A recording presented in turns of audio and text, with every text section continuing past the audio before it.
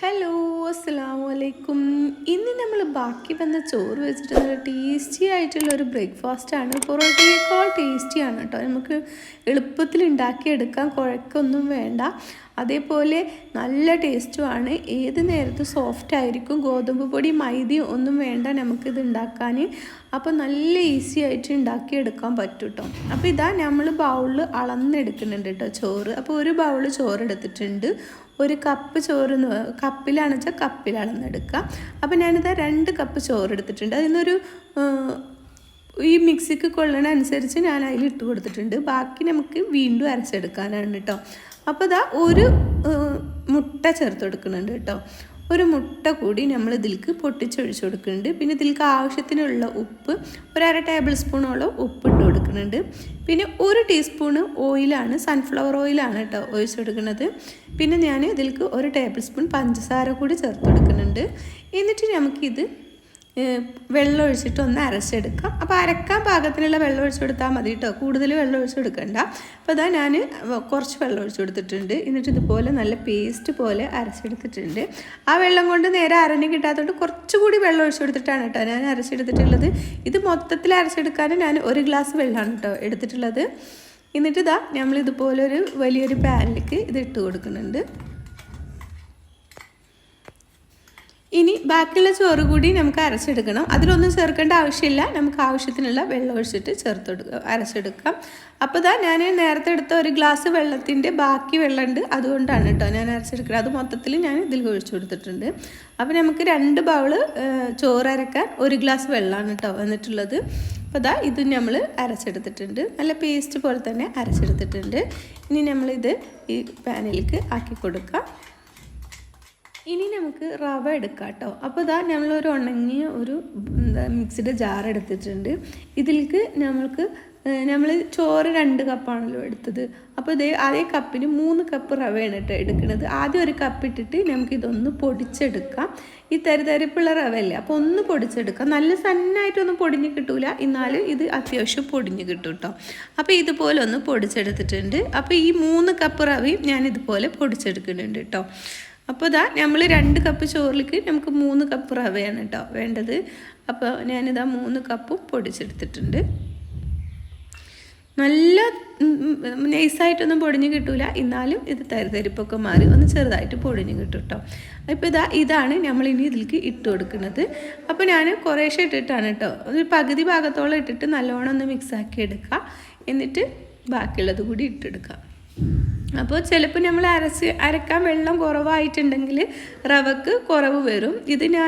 എനിക്ക് ഇതും പിന്നെ ഒരു 1/4 കപ്പ് നമ്മൾ കപ്പ് എടുത്തിട്ടില്ല, അതിനൊരു കപ്പും കൂടി റവ വന്നിട്ടുണ്ട് കേട്ടോ, ആവശ്യമായിട്ട് വന്നിട്ടുണ്ട്. ഞാൻ ഈ 3 കപ്പ് പൊടിച്ച റവ ഇതിലേക്ക് കുറേശ്ശെ ഇട്ടിട്ട് മിക്സാക്കി എടുക്കുന്നുണ്ട്. പിന്നെ നമ്മളിത് നല്ല ടൈറ്റിലല്ല കുഴച്ചെടുക്കേണ്ടത്, ഒരു ലൂസിൽ ഒരു ഒട്ടിപ്പിടിക്കുന്ന തരത്തിലാണ് കേട്ടോ നമ്മളിത് കുഴച്ചെടുക്കുന്നത്. നമ്മൾ റവ ആയതുകൊണ്ട് കുറച്ച് നേരം ഒരു 10-15 മിനിറ്റ് റെസ്റ്റ് ചെയ്താൽ വെക്കുമ്പോൾ നമുക്കിത് ഒന്നും കൂടി ടൈറ്റായി കിട്ടും. ഇപ്പോൾ ഇതാ ഞാൻ മൊത്തത്തിൽ ഇതിട്ട് കൊടുത്തിട്ടുണ്ട് കേട്ടോ. ഇപ്പോൾ നല്ല ലൂസാണ് ഇരിക്കുന്നത്, കണ്ടല്ലോ. എന്നാലും നമുക്കിതൊരു ഉരുളയാക്കി എടുക്കാനും പറ്റും. അപ്പോൾ നല്ല ലൂസായതുകൊണ്ട് ഞാൻ ഇതിലേക്കൊരു 1/4 കപ്പും കൂടി റവ നമ്മൾ ചേർത്ത് കൊടുക്കുന്നുണ്ട്. അത് ഞാൻ പൊടിച്ചെടുത്തിട്ടില്ല കേട്ടോ, അത് അങ്ങനെ തന്നെ ചേർത്ത് കൊടുക്കുകയാണ്.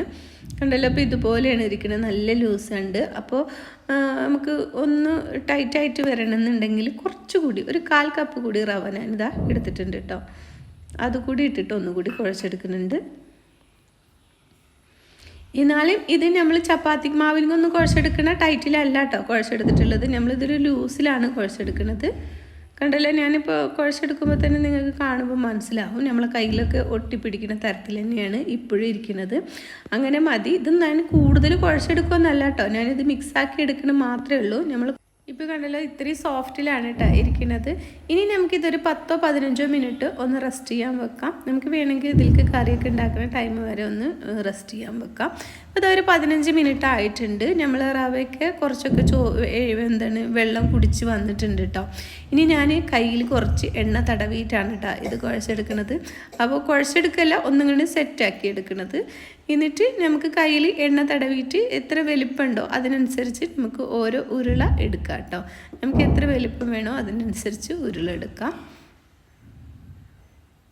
അപ്പോൾ ഇതാ ഇതുപോലെയാണ് കേട്ടോ ഇടിക്കുന്നത്. നമ്മൾ ഇത്രയും വലുപ്പത്തിലാണ് നമ്മൾ ഓരോ ഉരുളകളും എടുക്കുന്നത്. എല്ലാതും ഇതുപോലെ ഉരുളാക്കിയിട്ട് വെക്കാം. നമുക്ക് കയ്യിൽ എണ്ണ തടവിയിട്ട് വേണം കേട്ടോ എടുക്കാൻ. കാരണം നമ്മുടെ ചോറ് റവയായതുകൊണ്ട് നമുക്ക് കയ്യിൽ ഒട്ടിപ്പിടിക്കും. അതുകൊണ്ടാണ് റവ തടവാൻ പറയുന്നത്. ഇപ്പോൾ എല്ലാതും ഞാൻ ഇതുപോലെ ഉരുട്ടി എടുത്തിട്ടുണ്ട് കേട്ടോ. ഇനി നമുക്ക് കൗണ്ടർ ടോപ്പൊക്കെ വൃത്തിയാക്കിയിട്ട് കൗണ്ടർ ടോപ്പിൽ കുറച്ച് പൊടി ഇട്ട് കൊടുക്കുന്നുണ്ട്. നമ്മൾ ഗോതമ്പ് പൊടിയോ മൈദപ്പൊടിയോ ഏത് പൊടി വേണമെങ്കിലും എടുക്കുക, വേണമെങ്കിൽ അരിപ്പൊടി വേണമെങ്കിലും എടുക്കാം കേട്ടോ. അരിപ്പൊടി ആകുമ്പോൾ എളുപ്പത്തിൽ പരത്തിയെടുക്കാൻ പറ്റും. ഞാനിപ്പോൾ ഇത് ഗോതമ്പ് പൊടിയാണ് എടുത്തിട്ടുള്ളത്. എന്നിട്ട് അത്യാവശ്യം പൊടി ഇട്ട് കൊടുക്കണം. കാരണം നമ്മളിത് സോഫ്റ്റിലാണ് കുഴച്ചെടുത്തിട്ടുള്ളത്. നമ്മൾ അധികം കുഴക്കുകയൊന്നും ചെയ്തിട്ടില്ലല്ലോ, ഇതൊന്ന് സെറ്റാക്കി എടുത്തിട്ട് മാത്രമല്ലേ ഉള്ളൂ. അപ്പോൾ ഇതാ നമ്മൾ പൊടി ഇട്ടിട്ട് നമ്മൾ സാധാരണ ചപ്പാത്തിക്ക് പരത്തണ പോലെ ഒന്ന് പരത്തിയെടുക്കുക. ഇത് വേഗത്തിൽ പരന്ന് കിട്ടും കേട്ടോ. അധികം ബുദ്ധിമുട്ടൊന്നും ചെയ്യാണ്ട് നമുക്കിതുപോലെ പരത്തിയെടുക്കാം.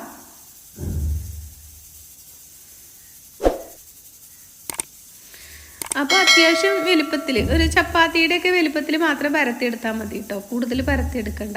ഒട്ടി പിടിക്കുന്നുണ്ടെങ്കിൽ കുറച്ച് പൊടി ഇട്ടിട്ടൊന്ന് തടവിയെടുത്താൽ മതി. അങ്ങനെ ഒട്ടി പിടിക്കൊന്നുമില്ല, എന്നാലും ചെറുതായിട്ട് നമ്മൾ ആദ്യം ഒന്ന് പൊടി ഇടുമ്പോൾ ഒന്ന് നമുക്ക് ലെവൽ അറിയാനായിട്ടാണ്. പിന്നൊക്കെ നമുക്ക് ശരിക്കും പരത്തിയെടുക്കാൻ പറ്റും.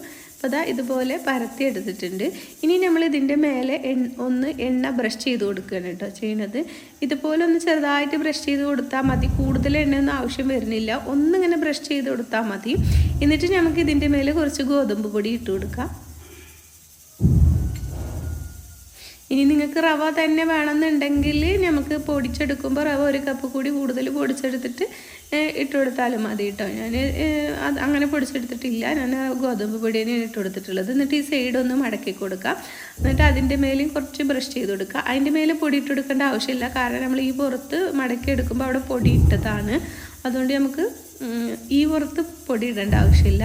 എന്നിട്ട് ഇതുപോലെ ഈ പുറം ഒന്ന് മടക്കി കൊടുക്കുക. എന്നിട്ട് ഇതിൻ്റെ മേലെ ഒന്ന് എണ്ണ തൂവിയിട്ട് പൊടിയിട്ട് കൊടുക്കുക കേട്ടോ. കാരണം നമ്മൾ റവയും ചോറും ഒക്കെ ചേർത്ത് കൊടുക്കുമ്പോൾ ലെയറൊക്കെ കിട്ടാൻ വേണ്ടിയിട്ടാണ് കേട്ടോ. നല്ല സോഫ്റ്റാണ് കേട്ടോ. നമുക്കിത് എളുപ്പത്തിൽ ഉണ്ടാക്കിയെടുക്കുകയും ചെയ്യാം. നമുക്ക് പരക്കാനും ഇതാക്കാനും ഒന്നും ബുദ്ധിമുട്ടുമില്ല. അറിയാത്തവർക്ക് പോലും ഇത് പരത്തിയെടുക്കാം കേട്ടോ. അപ്പോൾ ഇതാ ഞാൻ ഇതിൻ്റെ മേലെ കുറച്ച് പൊടിയിട്ട് കൊടുത്തിട്ടുണ്ട്. എന്നിട്ട് ഇതുപോലെ ഒന്ന് മടക്കിയെടുക്കുക. ഈ സൈഡ് ഇങ്ങോട്ടും മടക്കിയെടുക്കുക. കണ്ടല്ലോ, ഇതുപോലെയാണ് വേണ്ടത് കേട്ടോ. ഇങ്ങനെ ഓരോന്നും നമുക്ക് ആക്കി വെക്കാം. എല്ലാതും ആക്കി വെച്ചതിന് ശേഷം നമുക്ക് ഓരോന്നും എടുത്തിട്ട് ചുട്ടെടുത്താൽ മതി. അപ്പം ഞാനിതിലൊന്ന് പൊടി ഇട്ട് കൊടുത്തിട്ടുണ്ട് കേട്ടോ, ഇതൊന്നും ഒട്ടിപ്പിടിക്കാണ്ടിരിക്കാൻ. അപ്പോൾ ഇതാ ഇതുപോലെ വെച്ച് കൊടുത്തിട്ടുണ്ട്. അടുത്തത് നമുക്കിതുപോലെ തന്നെ പരത്തിയെടുക്കാം. പൊടി ഇട്ടിട്ട് തന്നെ പരത്തിയെടുക്കാം കേട്ടോ. നിങ്ങൾക്ക് എങ്ങനെയാണ് പരത്തിയെടുക്കുക എളുപ്പം വെച്ചാൽ അതുപോലെ പരത്തിയെടുക്കുക. ഇനി പ്ലേറ്റ് വെച്ച് അമർത്തിയെടുക്കുകയെന്ന് വെച്ചാൽ അങ്ങനെ എടുക്കുക കേട്ടോ. പരത്തണമെന്നൊന്നുമില്ല, പക്ഷേ എനിക്ക് പരത്തിയെടുക്കുന്നതാണ് ഇഷ്ടം. അപ്പോൾ ഒരേ ഇതിൽ കിട്ടും നമുക്ക്. അപ്പോൾ അതാ ഞാനിത് പരത്തിയെടുത്തിട്ടുണ്ട്. ഇനി ഇതിൻ്റെ മേലെ നമുക്ക് കുറച്ച് എണ്ണ തൂവി കൊടുക്കാം. ബ്രഷ് ചെയ്ത് കൊടുത്തിട്ടുണ്ട്. എന്നിട്ട് പൊടി ഇട്ട് കൊടുക്കുക. നേരത്തെ അതുപോലെ തന്നെ ചെയ്തെടുക്കുക. എന്നിട്ട് സൈഡ് മടക്കി കൊടുക്കുക. അവിടെ എണ്ണ തേച്ച് കൊടുക്കുക. എന്നിട്ട് ഈ സൈഡും മടക്കി കൊടുക്കുക. എന്നിട്ട് അതിൻ്റെ മേലെ എണ്ണയും തേച്ച് പൊടിയിട്ട് കൊടുക്കുക കേട്ടോ.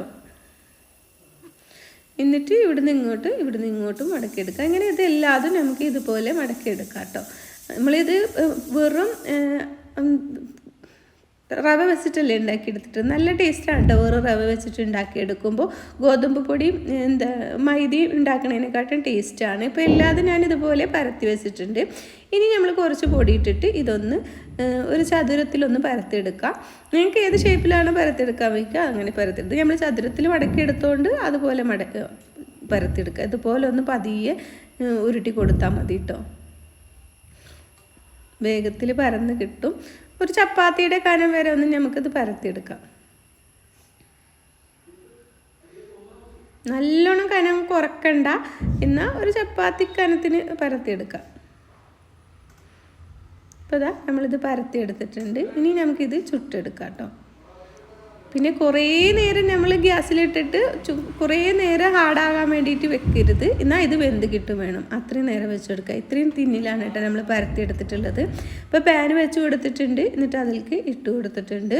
എന്നിട്ട് ഒരു പുറം ചെറുതായിട്ടൊക്കെ കുമിളകൾ വരുമ്പോൾ നമുക്കിതിൻ്റെ മേലെ എണ്ണ ബ്രഷ് ചെയ്ത് കൊടുക്കാം. വേണമെന്നുണ്ടെങ്കിൽ മാത്രം ചെയ്ത് കൊടുത്താൽ മതി കേട്ടോ എണ്ണ.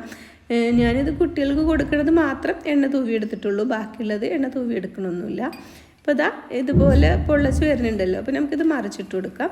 അങ്ങനെ തിരിച്ചും മറിച്ചിട്ടിട്ട് നമുക്കിതൊന്ന് വേവിച്ചെടുക്കണം. പിന്നെ കുറേ നേരം വെച്ചിട്ട് ഹാർഡാക്കി എടുക്കുക ചെയ്യരുത് കേട്ടോ. അപ്പോൾ ഞാൻ 2 പുറം ഒന്ന് എണ്ണ തൂവി കൊടുക്കുന്നുണ്ട്.